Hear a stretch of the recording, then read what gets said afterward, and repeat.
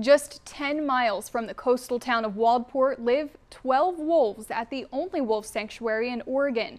They each have distinctive personalities and touching stories. But the most intriguing story of all is about their pack leaders, the volunteers who have taken care of them for 30 years.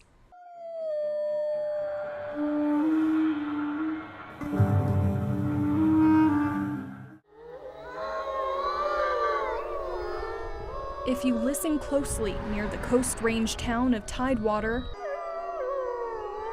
you might hear the howls of these stoic beasts. They run freely behind 50 acres of fence at White Wolf Sanctuary. Who would like to go up with me? For 3 decades, volunteers like Carol Gladwin have taken care of wolves that have been abandoned by people raising them as pets. Oh, is she excited? Yes, she's very excited. That's awesome. Hi, sweetheart. Come on. They're just amazing, wonderful, very loving, and very affectionate animals.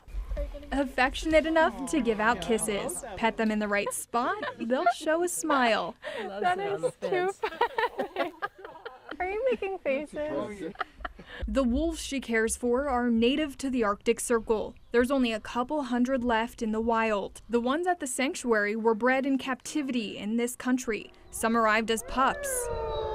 Here, they're fed, loved, and have all the space they could want. They've never lived in the wild, where wolves usually survive about 5 years. The oldest wolf the sanctuary has cared for was Hope, who lived until she was 17 years old. Hope's enclosure mate, Goliath, took good care of her during her last days. He would stand over her in the rain, keep her dry, even though they have houses. He'd bring her blankets for her head, he'd bring her food to her, put it down by her face.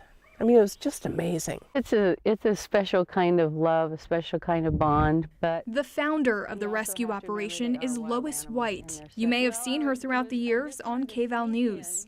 She lives on the mountain with the wolves and built the sanctuary for them. Give Mama kisses. She's been doing this for 30 years, but how long can anyone continue? Without the sanctuary, what would happen to the wolves?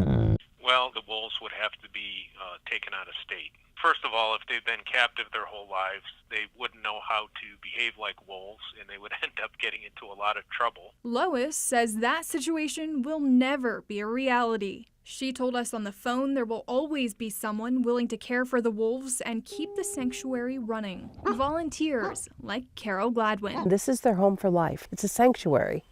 It's not a zoo. It's a place where they come and they can live out their life. A family of wolves and their human friends who look out for one another.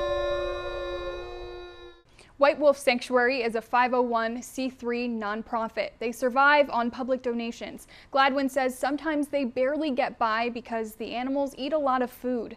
Visit kval.com to find out how you can donate and volunteer. Volunteers will receive plenty of training. Don't worry, they won't throw you to the wolves. Dave, Jackie.